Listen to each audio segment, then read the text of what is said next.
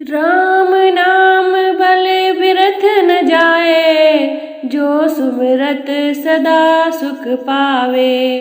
राम का नाम और उनकी मित्रता किसी भी कठिनाई में विफल नहीं होती, यह सदा सुख और समृद्धि लाती है।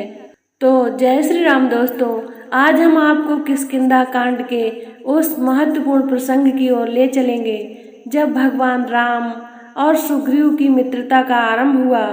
लेकिन इस मित्रता के सेतु थे स्वयं हनुमान, जिनकी बुद्धिमानी और प्रभु भक्ति ने सुग्रीव और राम के बीच की दूरी को समाप्त किया। तो आइए जानते हैं हनुमान और सुग्रीव के बीच के इस अद्भुत संवाद को, जिसने रामायण की कथा में एक नई शिक्षा दी। तो मित्रों, आज की कथा में आप सुन रहे हैं हनुमान सुग्रीव संवाद। पवन कुमार हनुमान शास्त्रविद, नीतिज्ञ और सूझबूझ वाले मनीषी थे। कब क्या करना चाहिए और क्या नहीं, जैसी बातों को उन्हें यथार्थ ज्ञान था। बातचीत करने की कला में वे निपुण थे। उन्होंने देखा आकाश निर्मल हो गया है, अब न तो बादल ही दिखाई पड़ते हैं और न ही बिजली चमकती है। वर्षा ऋतु समाप्त हो गई है। वे सुग्रीव के विषय में विचार करने लगे। उन्हें स्पष्ट प्रतीत हुआ कि मनोरथ सिद्ध हो जाने के पश्चात सुग्रीव अपने कर्तव्य की अवहेलना करके विलासिता में मग्न रहने लगे हैं। उनकी पत्नी रूमा के साथ ही साथ अब तारा भी उनके विलास लीला का एक महत्वपूर्ण अंग बन गई है। राजकाज का भार केवल मंत्रियों के भरोसे छोड़कर वे स्वयं स्वेच्छाचारी होते जा रहे हैं। श्री राम जी को दिए गए अपने वचनों का उन्हें स्मरण भी नहीं रह गया है। इस प्रकार से सभी तरह से विचार करके हनुमान सुग्रीव के पास जाकर बोले, हे राजन, आपको राज्य और यश दोनों की ही प्राप्ति हो चुकी है। आपने कुल परंपरा से प्राप्त लक्ष्मी का भी विस्तार कर लिया है। अब आपको मित्रों को अपनाने का समय आ गया है। आपने मित्र के कार्य को सफल बनाने के लिए जो प्रतिज्ञा की है उसे पूरा करना चाहिए। आप तो जानते ही हैं कि श्री राम हमारे परम मित्र और हितैषी हैं। उनके कार्य का समय बीता जा रहा है, इसीलिए हमें जनक नंदिनी सीता की खोज आरंभ कर देनी चाहिए। सुग्रीव सत्य गुण से संपन्न थे। हनुमान के द्वारा स्मरण दिलाए जाने पर तत्काल उन्होंने श्री राम के कार्य को सिद्ध करने का निश्चय किया। उन्होंने नील नामक कुशल वानर को बुलाकर आज्ञा दी, हे नील, तुम ऐसा प्रयत्न करो जिससे मेरी संपूर्ण सेना शीघ्र यहाँ एकत्रित हो जाए। सभी युद्धपतियों को सेना एवं सेनापतियों के साथ यहाँ अविलंब एकत्रित होने का आदेश दो। राज्य सीमा की रक्षा करने वाले सब उद्यमी एवं शीघ्रगामी वानरों को यहाँ तत्काल उपस्थित होने के लिए आज्ञा प्रसारित करो। सभी को सूचित कर दो कि जो भी वानर 15 दिन के अंदर यहाँ बिना किसी अपरिहार्य कारण के उपस्थित नहीं होगा, उसे प्राणदंड दिया जाएगा। ऐसा प्रबंध कर सुग्रीव अपने महलों में चले गए। शरद ऋतु का आरंभ हो गया, किंतु राम को सुग्रीव द्वारा सीता की खोज के लिए कोई सूचना नहीं मिली। वे सोचने लगे कि सुग्रीव अपना उद्देश्य सिद्ध हो जाने पर मुझे बिल्कुल भूल गया है। ऐसा प्रतीत होता है कि अब सीता को पाने की कोई आशा शेष नहीं रह गई है। न जाने सीता पर कैसी बीत रही होगी। राजहंसों के शब्दों को सुनकर निद्रा त्याग करने वाली सीता न जाने अब कैसे रह रही होगी।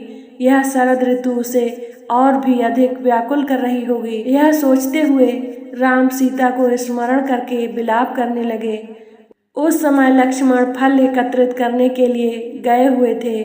जब लक्ष्मण फल लेकर समीपवर्ती वाटिका से लौटे तो उन्होंने अपने बड़े भाई की अवस्था पर दृष्टिपात किया। लक्ष्मण को देखते ही उन्होंने निश्वास लेकर कहा, हे लक्ष्मण, पृथ्वी को जल प्लावित कर देने वाले गरजते बादल अब शांत होकर पलायन कर गए हैं। आकाश निर्मल हो गया है। चंद्रमा, नक्षत्र और सूर्य की प्रभा पर शरद ऋतु का प्रभाव स्पष्ट दृष्टिगोचर होने लगा है। हंस मानसरोवरों का परित्याग कर पुनः लौट आए हैं और चक्रवातों के समान सरिता के रेतीले तटों पर क्रीड़ा कर रहे हैं। वर्षा काल में मतोन्मत्त होकर नृत्य करने वाले मोर अब उदास हो गए हैं। सरिता की कल कल करती वेगमयी गति अब मंद पड़ गई है। मानो वे कह रही है कि 4 दिन के यौवन पर मतोन्मत्त होकर गर्व करना उचित नहीं है। सूर्य की किरणों ने मार्ग की कीचड़ को सुखा डाला है। इससे वे आवागमन और यातायात के लिए खुल गए हैं। राजाओं की यात्रा के दिन आ गए हैं, परंतु सुग्रीव ने न तो अब तक मेरी सुधि ली है और न जानकी की खोज कराने की कोई व्यवस्था की है। वर्षा काल के ये 4 मास सीता के वियोग में मेरे लिए 100 वर्ष से भी अधिक लंबे हो गए हैं, परंतु सुग्रीव को मुझ पर अभी तक दया नहीं आई। पता नहीं मेरे भाग्य में क्या लिखा है। राज्यहीन हो गया, देश निकाला हो गया, पिता की मृत्यु हो गई, पत्नी का अपहरण हो गया और अंत में इस बानर के द्वारा भी ठगा गया। हे वीर, तुम्हें याद होगा कि सुग्रीव ने प्रतिज्ञा की थी कि वर्षा ऋतु समाप्त होते ही सीता की खोज कराऊंगा, परंतु अपना स्वार्थ सिद्ध हो जाने के पश्चात वह इस प्रतिज्ञा को इस प्रकार भूल गया है।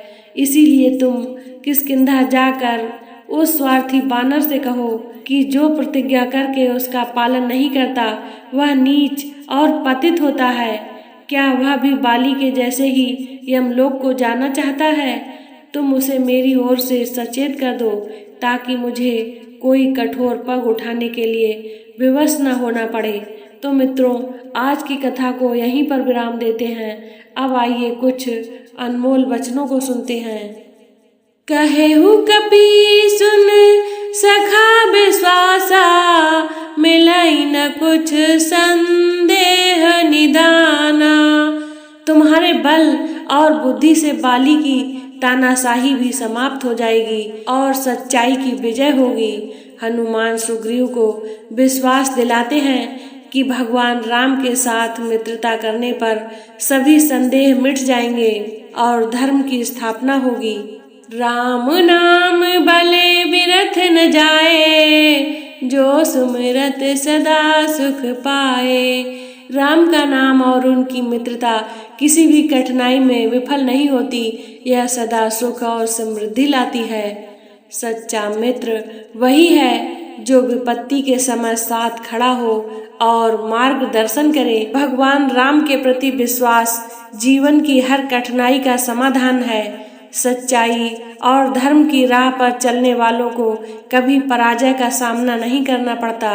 प्रभु राम की कृपा से कठिन संकट का हल संभव है, बस विश्वास की आवश्यकता है।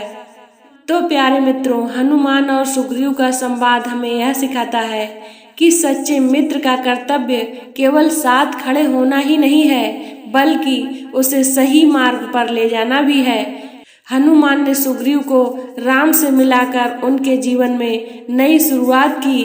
अगर आपको यह वीडियो ज्ञानवर्धक लगी हो तो इसे लाइक करें, शेयर करें और हमारे चैनल को सब्सक्राइब करें। तो प्यारे मित्रों, वीडियो को पूरा देखा करें और वीडियो को लाइक भी कर दिया करें। तो मिलते हैं अगले एपिसोड में, तब तक के लिए जय श्री राम, जय हनुमान।